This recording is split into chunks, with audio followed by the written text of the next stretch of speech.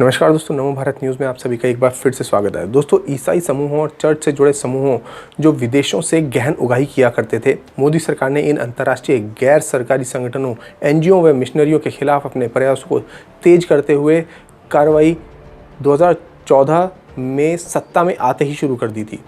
अब ये समूह केपी योहानन ने गठित किए थे। तत्कालीन गृहमंत्री राजनाथ सिंह की अगुवाई में दक्षिण भारत में अपना कब्जा जमाए बैठे 3 सहयोगी ईसाई चैरिटेबल ट्रस्ट जैसे कि Ayana charitable trust, love India ministries और लास्ट ओवर मिनिस्ट्री के विदेशी योगदान विनियमन अधिनियम के तहत इनके रजिस्ट्रेशन रद्द कर दिए गए थे।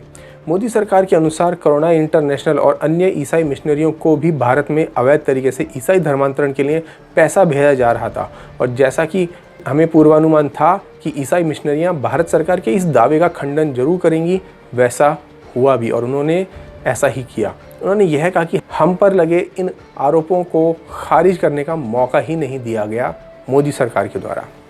अब इससे भी बड़ी एक बहुत ही ज़बरदस्त खबर इस साल आ गई है। जी हाँ, यानी 2014 से ये पूरी कवायद चालू थी और केरल और कर्नाटक में आपको जैसा कि मालूम है कि लगातार ईसाई मिशनरी, और न केवल केरल कर्नाटक में बल्कि जितने भी सीमावर्ती इलाके हैं जैसे कि झारखंड और उड़ीसा, जहाँ पर आदिवासी बहुल इलाके हैं, वहाँ पर ईसाई मिशनरियों ने भोली भाली आम जनता का मूर्ख बनाकर दवाइयाँ देकर, खाने के पैकेट दे देकर उनका धर्मांतरण करा दिया था। आज हिंदुस्तान के हिंदू ही अपने मंदिर और अपने भगवानों की तस्वीरों को तोड़ रहे हैं, उन्हें जला रहे हैं। कैसे? इन ईसाई मिशनरियों के झांसे में आकर। लेकिन अब ऐसा नहीं होगा। और तब के गृहमंत्री यानी कि राजनाथ सिंह और आज के गृहमंत्री यानी अमित शाह, वे तो तत्कालीन गृहमंत्री राजनाथ सिंह से 2 कदम आगे निकले और केंद्रीय गृह मंत्रालय ने इस साल 4 ईसाई संगठनों के विदेशी योगदान विनिमयन अधिनियम यानी FCRA लाइसेंस को ही सस्पेंड कर दिया। बता दें कि किसी भी संगठन के लिए विदेशी चंदा प्राप्त करने के लिए गृह मंत्रालय से FCRA मंजूरी होना अनिवार्य होता है। अब द हिंदू रिपोर्ट के अनुसार जिन 4 ईसाई समूहों का FCRA सस्पेंड किया गया है, उनमें झारखंड का एक्रियोसोक्यूलिस नॉर्थ वेस्टर्न गॉस्नर एवेंजेलिकल, मणिपुर का एवेंजेलिकल चर्च एसोसिएशन यानी ECA और झारखंड का नॉर्थर्न एवेंजेलिकल ल्यूथरन चर्च और मुंबई स्थित न्यू लाइफ फेलोशिप एसोसिएशन यानी LFNLFA शामिल हैं। इसके अलावा 2 अमेरिकी दानदाता सेवंथ डे एडवेंटिस्ट चर्च और बैप्टिस्ट चर्च भी मंत्रालय के शक के घेरे में हैं और बहुत जल्द इन पर भी कार्रवाई होने वाली है।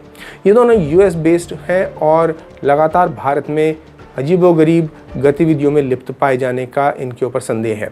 अब न्यूजीलैंड में न्यू लाइफ चर्चों के मिशनरियों के आगमन के बाद 1964 में new life fellowship association Bharat में अस्तित्व में आया था और सरकार ने 10 फरवरी 2020 को इसका लाइसेंस निलंबित कर दिया। यानी सोचिए 1964 से 2020 तक इसने कितना बड़ा झाल मचाया होगा, पूरे देश में क्या क्या इसने नहीं किया होगा। इससे पहले बजरंग दल ने अप्रैल और सितंबर 2019 में एसोसिएशन द्वारा प्रार्थना सभाओं में खलल डाली थी और लोगों का धर्मांतरण करने के लिए प्लेटफॉर्म का इस्तेमाल करने के लिए पुलिस में शिकायत दर्ज की थी। इसी प्रकार एवेंजेलिकल चर्च एसोसिएशन की उत्पत्ति वेल्श प्रेस्बिटेरियन मिशनरी से हुई जो 1910 में भारत आया था और यह 1952 में एक पूर्ण एसोसिएशन बन गया। इसे मणिपुर से संचालित किया जाने लगा और द हिंदू की रिपोर्ट में कहा गया है कि एक्रोसोक्यूलिस नॉर्थ वेस्टर्न गॉस्नर एवेंजेलिकल, जिसका FCRA लाइसेंस हाल ही में निलंबित कर दिया गया है, को छोटा नागपुर जर्मनी के गॉस्नर मिशन से ट्रेस किया जा सकता है। और चौथा एसोसिएशन यानी कि नॉर्दर्न एवेंजेलिकल ल्यूथरन चर्च, जो कि 1987 में भारत में स्थापित किया गया था और इसे 99 देशों के लगभग 7.7 करोड़ ईसाई जुड़े हुए हैं। इन 4 ईसाई एसोसिएशनों के अलावा सरकार ने 2 अन्य संगठनों के भी FCRA लाइसेंस को रद्द कर दिया है। इन संगठनों के नाम Rajnandgaon leprosy hospital and clinic और Don Bosco tribal development society, ये इनके नाम है। सोचिए, ये जानबूझ के ट्राइबल को टारगेट करते हैं ताकि उन भोले भाले आदिवासियों को मूर्ख बनाकर उनके आराध्यों से उन्हें दूर किया जा सके। अब गृह मंत्रालय ने अब तक 20,674 लाइसेंस रद्द कर दिए हैं और फिलहाल 22,457 गैर सरकारी संगठनों के पास FCRA लाइसेंस है। लगभग 6,702 संगठनों के लाइसेंस की समय सीमा समाप्त हो गई है। मोदी सरकार के पहले 5 वर्षों में 14,800 से अधिक और गैर सरकारी संगठनों को FCRA नियमों के उल्लंघन के लिए अपंजीकृत किया गया था। उल्लेखनीय है कि पिछले साल रिपोर्टों में बताया गया था कि दक्षिण भारत के कई पेंटेकोस्टल ने आर्थिक सहायता के कारण अपने धार्मिक अभियानों को रोक दिया था। पादरी को अब ईसाई धर्म के प्रचार प्रसार के काम के लिए वेतन नहीं मिल रहा है। वो अब बैंक का लोन चुकाने में भी असमर्थ हो गए हैं, जो कि उन्हें अपने घर और वाहन खरीदने के लिए बैंक से लिए थे। सिर्फ केरल की ही बात करें तो वहाँ पर 100 से अधिक पेंटेकोस्टल मिशन सार्वजनिक संस्थानों और सड़क के किनारे प्रचार करते हैं। और पेंटेकोस्टल मिशन मुख्य रूप से विदेशी फंडों पर निर्भर है और कड़े विदेशी अंशदान यानी विनियमन अधिनियम के मानदंडों सहित मोदी सरकार के आर्थिक सुधारों से इन विदेशी फंडों में भारी कमी आई है, जिसके बाद से इनके बहुत से ऐसे गैर कानूनी काम भी सामने आने लगे हैं, जिनके वजह से अब इनके ऊपर कानूनी शिकंजे भी कसते जा रहे हैं। आपको बता दूं 2014 तक केरल को प्रतिवर्ष 100 करोड़ रुपए से अधिक की धनराशि प्राप्त हुई थी, जो केंद्र सरकार द्वारा धन के विवरण और स्रोत की मांग के बाद अचानक बंद हो गई। यानी कि जब 2014 के बाद इनसे धन के स्रोत पूछे गए तो अचानक इनकी जो भी अर्निंग सोर्सेज थे वो बंद हो गए। क्यों? क्योंकि उनको पहले जो धन मिला करता था वो असंवैधानिक तरीके से ये लोग धन अर्जित किया करते थे। अब FCRA क्रैकडाउन के परिणाम स्वरूप धन के विदेशी प्रवाह में अचानक 40% की अचानक गिरावट आ गई है। और ईसाई संगठनों के चर्च प्रवक्ता फादर सीजो पंतपल्लील के अनुसार वो ये लोग कहते हैं कि हम विदेशी धन नहीं ला रहे। ये एक स्थायी संशोधन आदेश है जिसके अनुसार FCRA पंजीकरण 5 साल के लिए होता है, इसके बाद उसका नवीनीकरण भी किया जाता है। इसका मतलब साफ है कि ये लोग कह रहे हैं कि हम ऐसा कोई अवैध धन नहीं ला रहे, लेकिन इनका टोटल पैसा सिर्फ और सिर्फ अवैध तरीक़ों से हवाला के जरिए और विदेशों से किसी और नाम पर अंशदान लेकर भारत में पहुंचाया जाता है। और जिसके नाम पर यहाँ क्या क्या होता है ये सब ने देखा है।